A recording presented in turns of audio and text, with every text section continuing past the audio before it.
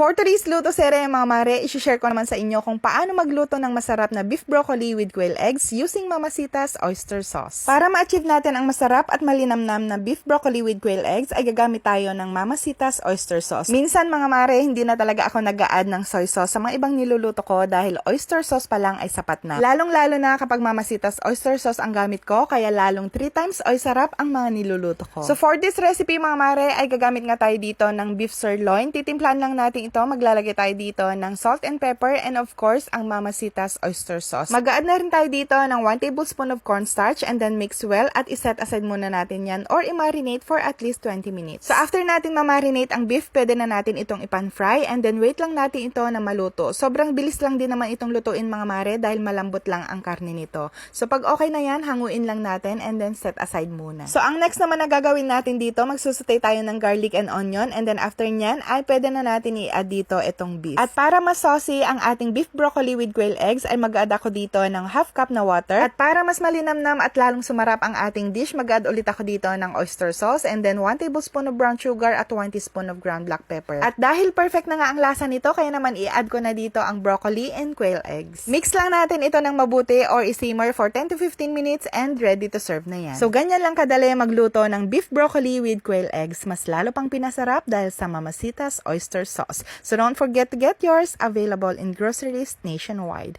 Thank you for watching. I'll see you next vlog. Bye!